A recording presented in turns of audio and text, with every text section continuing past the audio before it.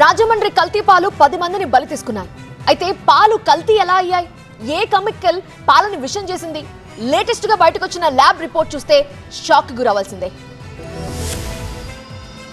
రాజమండ్రి కల్తీ పాల ఘటనకు సంబంధించి ఫోరెన్సిక్ ల్యాబ్ రిపోర్ట్ లో కీలక వివరాలు వెల్లడయ్యాయి. పాల వ్యాపారి సరఫరా చేసిన పాలల్లో ఇథైలిన్ గ్లైకాల్ అనే కెమికల్ కలిసినట్లుగా ఫోరెన్సిక్ ల్యాబ్ నివేదిక తెలిసింది. ఆ కెమికల్ కారణంగానే కిడ్నీలు దెబ్బతిని మరణాలు సంభవించినట్టుగా తేలింది. మరోవైపు రాజమండ్రి కల్తీ పాల ఘటనలో ఇప్పటి వరకు 10 మంది చనిపోయారు. మరో 10 మంది బాధితులు ప్రస్తుతం ఆసుపత్రిలో చికిత్స పొందుతున్నారు. వారిలో 6 పరిస్థితి ఆందోళనకరంగా ఉన్నట్టు తెలుస్తోంది. పాల కేంద్రం నిర్వహిస్తున్న గణేష్ ఫ్రీజర్ లీక్ అవుతుండటంతో ఎంసీల్ తో అతికించాడు. అలా ఎంసీల్ అంటించిన ఫ్రీజర్ నుంచే ఫిబ్రవరి 15వ తేదీన రోజులాగానే అందరికీ పాలు పోశాడు.